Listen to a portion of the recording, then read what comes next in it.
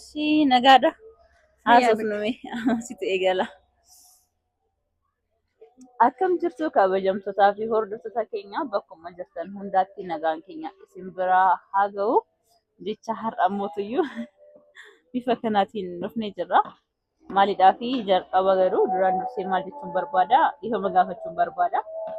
Hordoftoonni koo baay'een isaanii maal taateefi waan akkasii hojjechaa turte maaliif jechaa turanii waan ta'eef dhiifama isin gaafachuun hin barbaada. Atillee yaaddee miti waan sana keessaa han turte. Ijoolleen immoo akkuma namni isin jaallatu jiraatu namni isin jibbullee jira waan ta'eef jijjiiramuu keessan namni hin feene hedduu waan ta'eef jijjiiramni immoo barii aduu tokkodhaan waan dhufu miti guyyaa tokkodhaan waan dhufu miti. Gatii kana ta'eef immoo deemsa keessaa akka isheen jijjiiramtu akka isheen gara fayyaa ishee guutuutti deebitu abdiin qaba. Kanaaf illee anillee osoo ishee irraa hin fagaatiin osoo isheen jibbin ishee biraan jira. Anillee jechuun bu'aa bahii hedduu nama dabarsedha waan ta'eef isheen hubadha.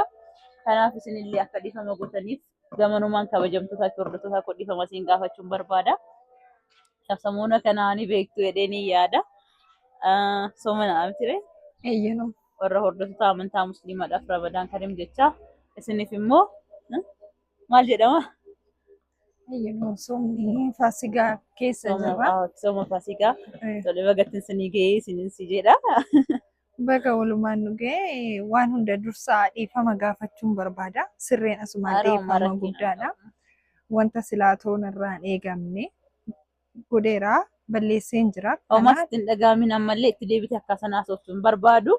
Isheen tsabalaa turtee bataskaana deddeemaa turtee har'aas dirqama lafa bataskaanaatti immoo fuulduruma sanii jirra dhiyoodha. Sagaleen isaa isinitti dhagahama jedhanii yaada.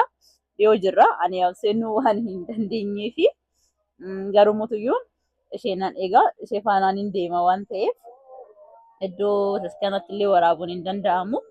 Kanaaf dirqama mootuyyuu haalli isheen keessa jirtu maatti jirti kan jedhu waan hundumaa isin agarsiisuun immoo dirqama koo waan ta'eef kanaaf walitti dhufne. Eeyyanoo anis kunoo adeemsa keessa waan adii uffadhee galata. Barbaachisa yeroo tokko anis kunoo gara ofii kiyyaatti deebi'aan jira. Ofitti deebi'ee sooma kana mana amantaa deemuu fi of dhaggeeffachuudhaaf murteesseen jira. Isatu na baasa. Kanaaf atirree na gorsiteerta, narree lolteerta, kunis irraan eegamu jettee namoonni hedduurreen akkas jedhanii jiranii. Waan ta'aa ture isin hordoftoonni keenya ni beektan jedhee yaada. Ani jimas hin binne garuu biyya tokko dhallisu hin dandeessudha. Eeyyeen maaliif akka furmaata asitti wanti yaaddu tokko yeroo nama san keessa dabarsetu kan nama san keessa turetu nama hubachuu danda'a. Akkatti yoo ilaala salphaa fakkaata wanti hunduuyi. Garuu sarbaan turre gargaarsa waaqayyootiif gargaarsa isiniitiinis homaan jedhu rabbiif yaa galatu gara ofii kiyyaatti deebi'aan jira. Gara mana amantaa deemaan jira. Kanaaf immoo atis guddaa isaa galatoomi. Akka namni kun arrabsaa kun immoo jechuudha viidiyoo na waraabaa ture miti ati narraan fagaanne deebitee natti dhuftee maaf akkas gootanaan jettee kun hin ta'uttee gorsa naa kennitee hin dagana takka jettee. Ammas akka haaraatitti waa hedduu naa goote kinoo asiin nageesseerta. Guddaa isaa galatoomi. Homaa rakkina hin qabu. Dhiifama ammarree irra deebi'ee siin irree hordoftoota keetiif irree dhiifama gaafadha. Dhiifama guddaa. Isaanillee siif dhiisaniiru. Ani durumayyuu sitti hin qabu. Maaliidhaaf ati yeroo jalqabaaf miti gara jireenya kootti kan dhufte ijoollee hedduutu nu biraa dhufu. Kanaaf immoo haala isaan keessa jiran akkamitti akka bahuu danda'an akkamitti akka gargaaramuu qaban hanga ta'e wayiin hin beekaa waan ta'eef homaa rakkina hin qabu. Ati badii tokkoyyuu hin qabdu. Ammas waaqayyoof haa galatu nagaa ta'uu kee anaaf gammachuu guddaadha. Caalummotuyyuu nagaan kee guutummaatti deebi'ee nagaa naaf taatee dhugaa gara qalbii keetti deebitee sirnatti sammuu keetti deebitee hojiitti seentee immoo an caalu gammaddee jireenya gaarii yeroo jiraatu argu baay'een fedha. Isatu na gammachiisa jechuun hin barbaada. Abbaan manaa kee tarii fuullee kee dhokfameera akkamitti akka argeen beeku na sodaachisaa jira. Akkamitti gargaartaane akkamitti miidiyaatti baastaa waa hedduu jira waan ta'eef isinillee baay'ee gamanumaanii warra nu hordofaa jirtan warra nu dhageeffachaa jirtan hunduma keessanii wannan jechuu barbaadu of eeggannoo godhadhaa. Nama jaalladhaa malee hin amaninaa.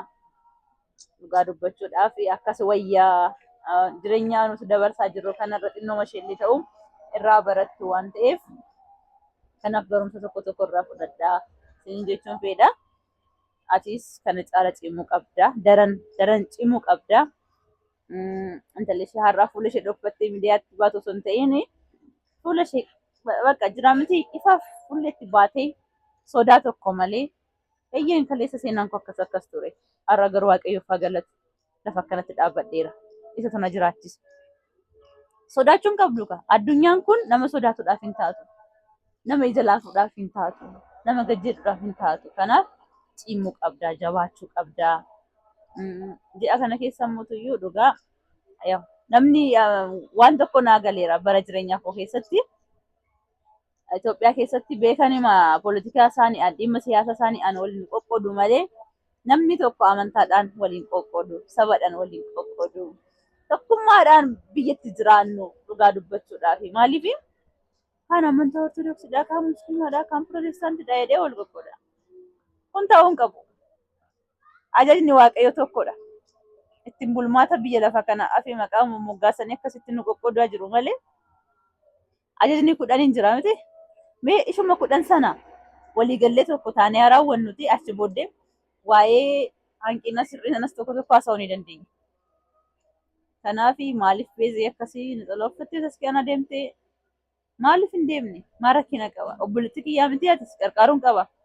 Kanaaf alaala dhaabbadhee si ilaaluurraa lafatti dhaqxu hundaatti dhaqee si bira dhaabbadhee si wajjin ta'uun qaba waan ta'eef. Anaaf jireenyi kanaatu naa galeera. Galatoom dhugaa guddaata. Sabalallee yoo kanaaf seenne hin beektaa na hubadhu. Ayyanoo naaf gala. Kanaaf immoo jaalala siif qabu mootuyyuu gamanumaan atis hubachuu dandeessa. Jibbinsa hin qabu. Amantaa nama hunda niin kabaja, niin jaalladha. Nama akka namummaatti hin jaalladha, niin kabaja. Kana achi mootuyyuu daandii qajeelummaa hunda kan ta'e rabbi tokkichi inni nu mul'isan waan ta'eef isatti yaadda'uu hin qabdu. Jarrachitti waan dubbachaa turaniif illee homaa rakkina hin qabu. Waan amanta kanatti hin dhaga'amu. Lafa ati seentu hunda niin seenaan si biran jiraasi jechuudha. Galatoomi dhugaasaa hedduusaa galatoomi. Rakkina hin qabu. Maaliif seetee gaafa akkatti ilaallu wanti hunduu salphaa fakkaata. Namatti akka qoosaatti irree fudhachuu danda'an akka waan garagaraatitti garuu gaafa keessa seentee malee hubachuu hin dandeessu. San immoo keessa seenuun dura amma sirra ga'ee barattu osoo kan namaatirraa baratte silaa bareedaadha. Baay'ee malee. Baay'ee malee. Eeyyanoo oduu akkas ta'e bareedaadhaan aanirreen kanan jedhu ammarree irra deebi'ee of eeggannoo godhaadha sirriitti.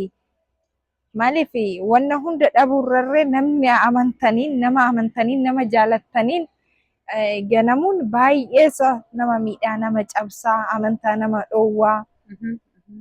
Yoomiyyuu nama amanuun isinitti ulfaata. Sanumaa asitti of eeggannoo godhaadha. Kan maallaqa keessanii jedhee isin jibbu isinaa jibbu har'uma. Harmi dhiiraa maallaqa birrii 5 gaafatennaan guyyuma san qayyii kennuu qabda wayisu.